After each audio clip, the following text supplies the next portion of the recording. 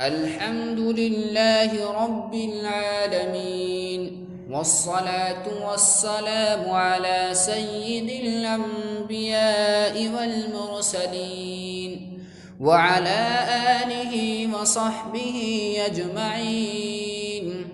أما بعد، فأعوذ بالله من الشيطان الرجيم. بسم الله الرحمن الرحيم. والعصر إن الإنسان لفي خسر إلا الذين آمنوا وعملوا الصالحات وتواصوا بالحق وتواصوا بالصبر. صدق اللہ العظیم. میرے دینی اور ایمانی بھائیوں، اللہ رب العزت والجلال نے سورہ عصر کے اندر قسم کھا کر یہ بیان کیا ہے کہ سارے کے سارے انسان خسارے میں ہیں.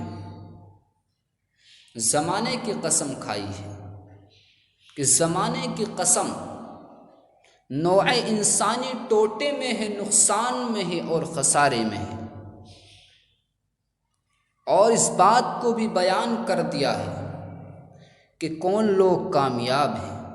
آگے فرمایا، مگر وہ لوگ جو ایمان لے آئے اور اعمال صالحہ کیے، نیک اعمال کیے، اور ایک دوسرے کو دین حق کی تاکید کرتے رہے اور صبر و تحمل کی تاکید کرتے رہے. یہ سورہ عصر قرآن کریم کی بہت مختصر اور چھوٹی سی صورت ہے، لیکن میرے عزیزوں ایسی جامع ہے کہ بقول حضرت امام شافعی علیہ الرحمہ، اگر لوگ اس صورت کو غور و فکر اور تدبر کے ساتھ پڑھ لیں تو دین و دنیا کی درستی کے لیے کافی ہے.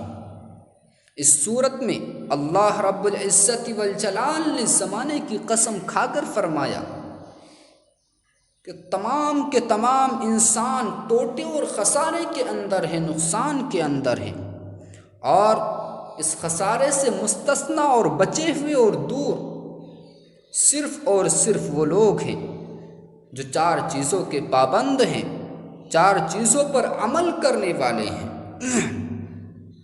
پہلی چیز اللہ رب العزت والجلال نے جو بیان کی ہے وہ ایمان ہے. یعنی وہ لوگ جو ایمان لے آئے اللہ رب العزت والجلال پر اور اس کے فرشتوں پر اور آسمانی کتابوں پر ایمان لے آئے اور اس کے رسولوں پر ایمان لے آئے، اور انہیں اس بات کا بھی یقین ہے، یعنی اس بات پر بھی یقین لے آئے کہ دنیا، یہ ساری کائنات فنا ہوگی، قیامت اس دھرتی پر اور اس کائنات پر قائم ہوگی. اور وہ اس بات کا بھی یقین رکھتے ہیں کہ ایک انسان کی زندگی کے اندر جو نشیب و فراز، اونچ نیچ اور اتار چڑھاؤ پیدا ہوتا ہے اور آتا ہے، وہ اللہ رب العزت والجلال کی جانب سے آتا ہے. یعنی نفع و نقصان کا مالک اللہ رب العزت والجلال ہے. کسی انسان کو اگر ساری دنیا نقصان پہنچانا چاہے تو نقصان نہیں پہنچا سکتی ہے. اگر کسی انسان کو ساری دنیا فائدہ پہنچانا چاہے اور باری تعالیٰ اسے نقصان پہنچانا چاہے تو میرے عزیزو وہ اسے فائدہ نہیں پہنچا سکتے ہیں. اور دوسری چیز عمل صالح، یعنی نیک اعمال. جو لوگ نیک اعمال کرنے والے ہیں، اپنے آپ کو برائیوں سے دور کرنے والے ہیں. اور تیسری چیز اللہ رب العزت والجلال نے بیان کی ہے کہ ایک دوسرے کو حق کی تاکید کرنے والے لوگ، حق بات کی نصیحت و وصیت کرنے والے لوگ کامیاب ہیں. اور چوتھی چیز جو بیان کی ہے وہ صبر کی وصیت ہے یعنی صبر کی تاکید کرنے والے لوگ کامیاب ہیں۔ دنیا و دنیا کے خسارے سے بچنے اور نفع عظیم حاصل کرنے کا یہ قرآنی نسخہ 4 اجزاء سے مرکب ہے، جن میں پہلے 2 جز اپنی ذات کی اصلاح سے متعلق ہیں اور دوسرے 2 جز تمام مسلمانوں کی ہدایت اور اصلاح سے متعلق ہیں۔